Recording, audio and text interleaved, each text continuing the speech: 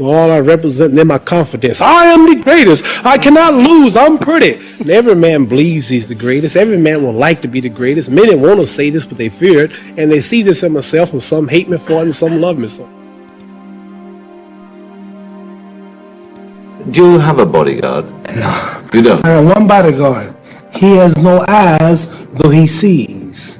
He has no ears, though he hears. He remembers everything with the aid of mind and memory.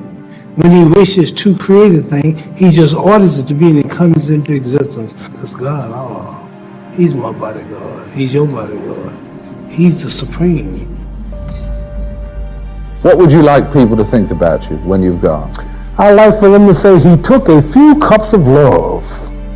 He took 1 tablespoon of patience, 1 teaspoon of generosity, 1 pint of kindness.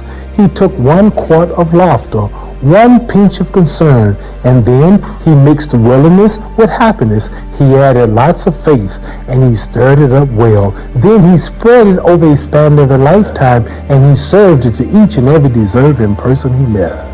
I studied life, I studied people, and I'm educated on this. But when it comes to reading and writing, I may be illiterate in that. But when it comes to common sense, when it comes to feelings, when it comes to love, compassion, heart for people, then I'm rich. Yeah. I wrote something once that says, where is man's wealth?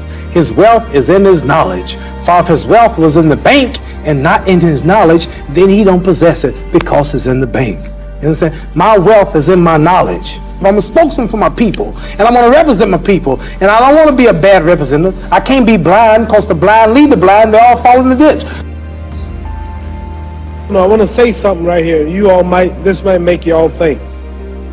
Life is not really long. Let's say the average person 30 years old. If you're 30 years old, you are not but about 7 years old. How can I prove it? Add up all the 7, 8, 9 hours you slept for 30 years. Out of 30 years, out of all the nights, last night when you went to bed and woke up this morning, you don't remember a thing. You've been unconscious for about 8 years. If you're 30 years old, you slept about 8 years. Okay, how much traveling have you done in 30 years? From the television station to home, to another country, to another city, to school, to church. You've probably traveled 2 years your life was spent just getting back and forth to where you're going.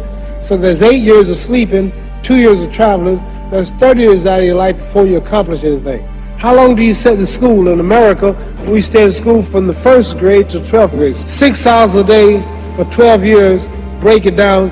You sit in a classroom for 3 years without leaving. Okay, 2 years of traveling, 8 years of sleeping, 3 years of school. How many movies have you went to? How many wrestling matches? How much entertainment? How many movie theaters, live plays, baseball games? Probably 2 years of entertainment. So by the time a man, you older people know him, bear with us what I'm saying, by the time you have children, by the time you have made a way for your children, by the time you've paid for your home, you're pushing 60 years old. So life is real short.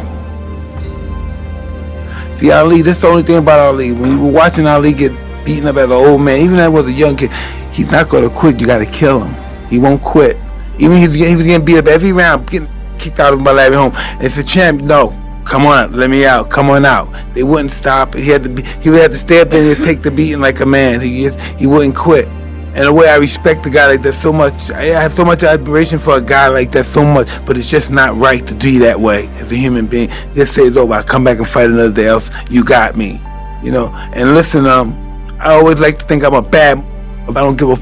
But that's a part of Ali. That's where he overshines me, because I can't understand a man that's willing to just really die for this, you know. And I talk that, but he's the real. Why does it make you emotional? Is it talking about him or the relation to you? Me, Ali's a giant. There's no way that other fighters can match him.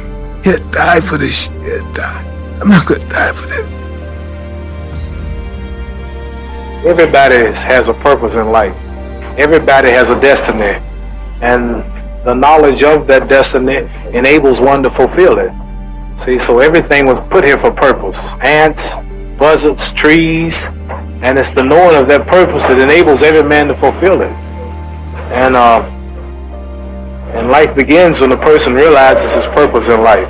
Very few people know how to go about finding what's the best purpose in their life that they should try to fulfill. And mine was just to be the world heavyweight champion.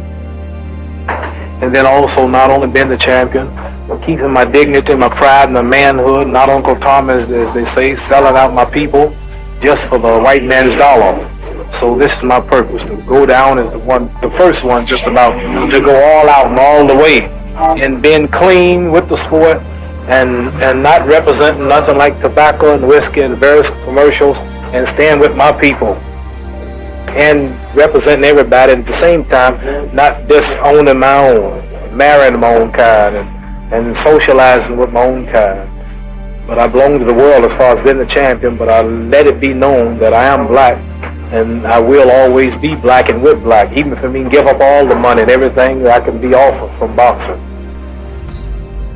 My head got big, and I started thinking it was my training camp and my boxing ability that kept me where I was at, and God punished me, and he gave me a good whooping. He broke my jaw in the second fight, and he got me whooped and knocked down in the Frazier fight, and I realized I wasn't that great after all. So I had to get not only together physically, but spiritually. For this fight, I've prayed every day for 5 days, 5 times a day for the past 4 months, and everything is perfect. And if Allah's with me, it ain't no way no man can win. No way. Because I'm representing God. I'm representing the freedom of black people in America. I want to be the one black man who stands up and look at white people and tell the truth, who don't sell them out, who don't Uncle Dom, who don't promote cigarettes, don't promote whiskey, take his fame to uplift his little brother in the ghetto. How do we treat each other? How do we help each other? So I'm going to dedicate my life to using my name and popularity, helping charities, helping people, uniting people, bring people bumming each other because of religious beliefs. We need somebody in the world to help us make peace. So when I die, if there's a heaven, I want to see it. Because we live how long? 80 years? The odds are everybody in this room, some of you are going to be dead 20 years from now. Some of you are going to be dead 50 years from now. Some are going to be dead 30, and some are going to be dead 60, 70 years now. We all going to die soon. And if you live to be, say, 125 years old, which we don't do, right? Let's say we live to be 250, and you can have sex for 145 of those years. You're going to come to the end after that. So, we don't have but about 80 years on earth. This is a test to see where will we spend our life in heaven or hell. This is not the life now. Your real self is inside you. Your body gets old. Some of you go to look at the fridge, you don't have no teeth. Your hair is leaving you. Your bodies get tired. But your soul and your spirit never die. That's going to live forever. So your body is just housing your soul and spirit. So God is testing us on how we treat each other, how we live, to see where our real home be in heaven. So this physical stuff don't last for so long. So my car, this building is going to be here when the man who built it dead. There have been many kings and queens of England. They're all dead. After this one is gone, another one will come. So we don't stay here. We're just trustees. We don't own nothing. So what am I saying? The most important thing about life is what's going to happen when you die.